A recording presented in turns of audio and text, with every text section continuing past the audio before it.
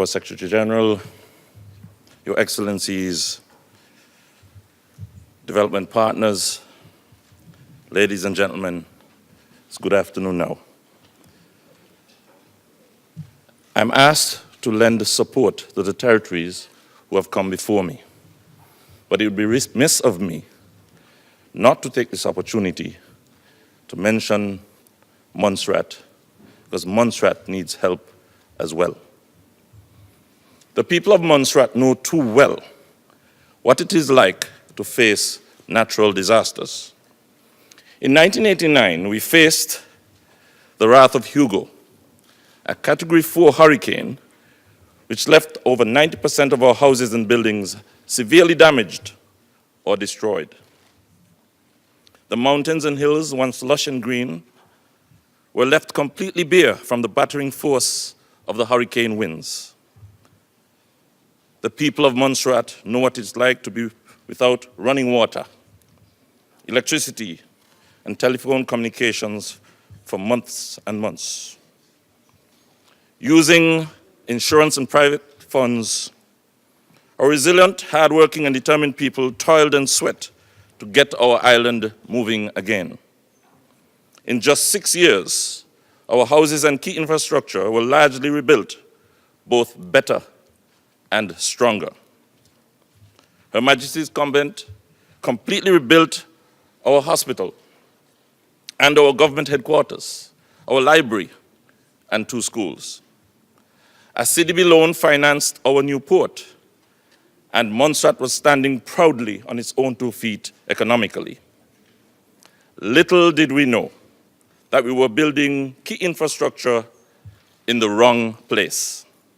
Yes, in the path of a sleeping but potentially destructive volcano. In 1995, 6 years after Hugo struck, the Soufriere Hills volcano erupted, forcing our population to live on 1/3 of the island. 60% of our population had to move away from its wrath and away from the key and newly built infrastructure.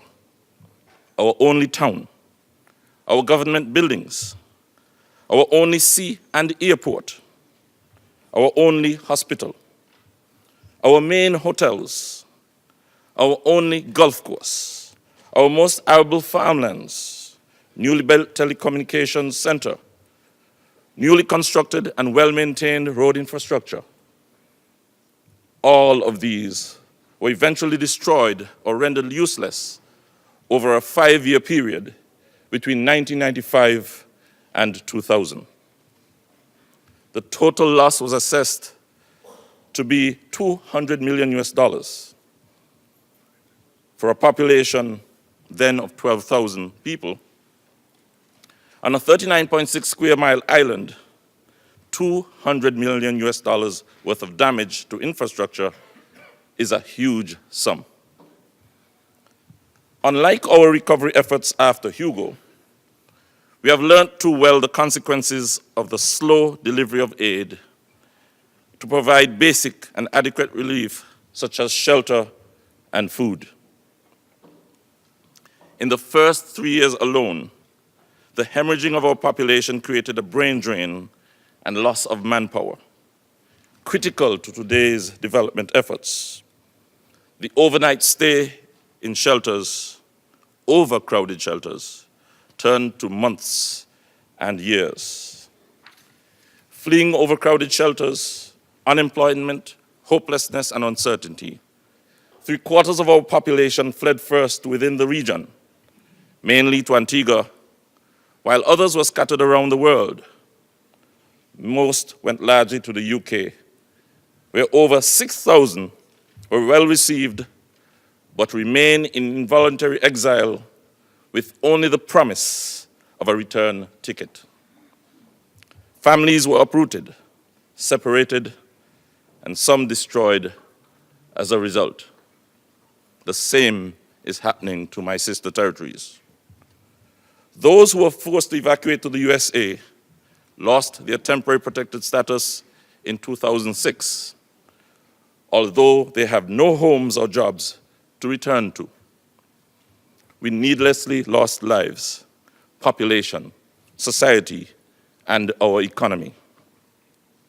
A lot could have been saved had Montserrat gotten the needed aid in a timely and adequate manner. Prime Minister of St. Lucia, you are dead right.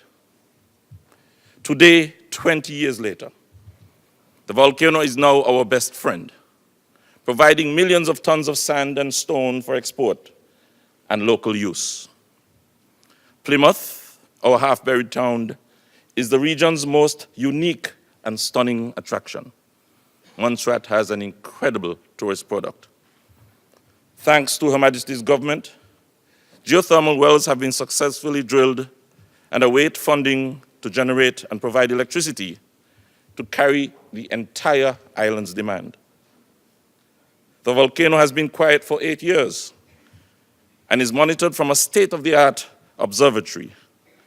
On the safe side, where a resilient, peaceful, and welcoming community reside and work on a paradise in the making. Yes, we are turning ash into cash. However, after 20 years, our hospital remains in a temporary state. Our school and government buildings are part temporary and part permanent. Our main road project with underground ducts to carry fiber, utilities, and cable is half finished. We remain the only territory in the Caribbean to have no undersea fiber optic connection to the rest of the world. After 20 years, some 400 households on island, after 20 years, mainly evacuees, still await the provision of permanent hurricane-resistant housing. This does not include thousands in involuntary exile overseas who wish to return. In our present temporary state, as Hurricane Irma and Maria threatened the island, many feared that Montserrat was one disaster away from being totally evacuated. Our hospital had to be relocated during the passage of Irma, even from the very school which was once itself a shelter.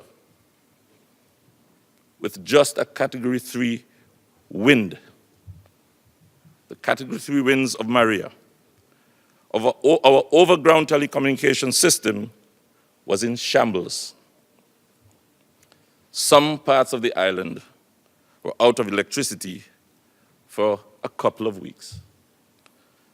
This was no surprise to the 2006. This was no surprise to the UK, no surprise to the people of Montserrat. Since the 2006 UK Department for International Development and Foreign and Commonwealth Study stated that it could be extremely harmful to our already vulnerable society and economy should Montserrat face a serious hurricane in its state, with a large percentage of our houses and buildings being un-hurricane worthy. Yet, not much has been done to address our resilience. So the threat of depopulation is no surprise. Though Hurricane Irma or Maria did not hit us directly, as a result of Maria, Montserrat suffered damages to homes, government buildings, key communications infrastructure, as well as the agriculture and tourism sector, costing some $5 million US. Now, $5 million US may seem a small amount. Compared to the cost in damages BVI, Barbuda, Turks and Caicos, and Anguilla, and others may have experienced.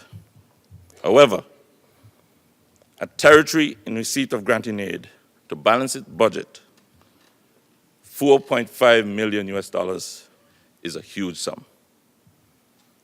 Just add $200 million US worth of infrastructure lost to the volcano, the basic portion of which is yet to be replaced after 20 years, and you will get a better picture.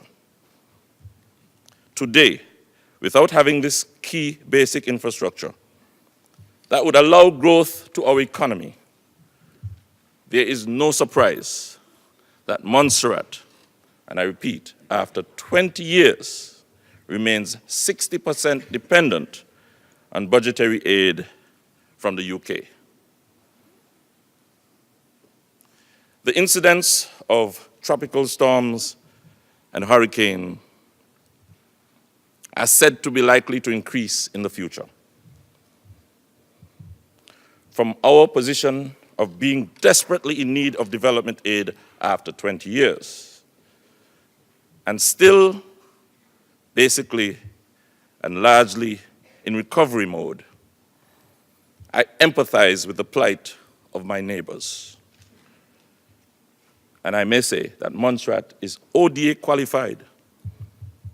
Montserrat has been in intensive care, costly intensive care, for too long now. Today I urge you not to let what happened in Montserrat to be repeated within the region. I fully endorse and support our neighbors' requests for assistance to rebuild their homes, their economy, and their society to be more resilient. I also urge you not to let what has happened to Montserrat over the past 20 years to continue. Please do not let what happened to Montserrat happen to my fellow territories. I cannot say that more profoundly than I have.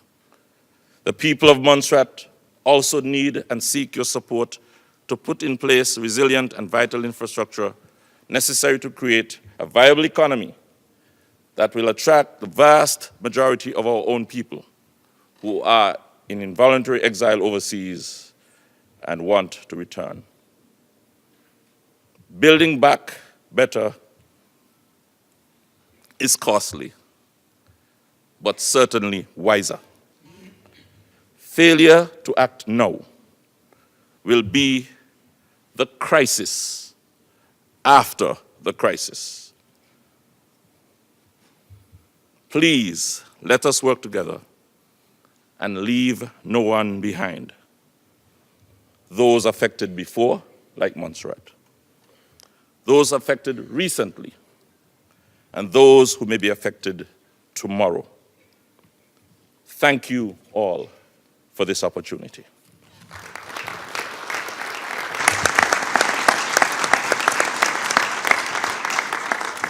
Thank you, Premier of Montserrat, Brother Romeo, for reminding us of what took place in 1989. And I could attest to this because I was then chairman of the OECS, as I am now chairman of CARICOM, during this period of disaster throughout the entire region, and attest to the damages that have taken place in all the countries, because I was able to visit with all of them and saw their pain like we had in 2004.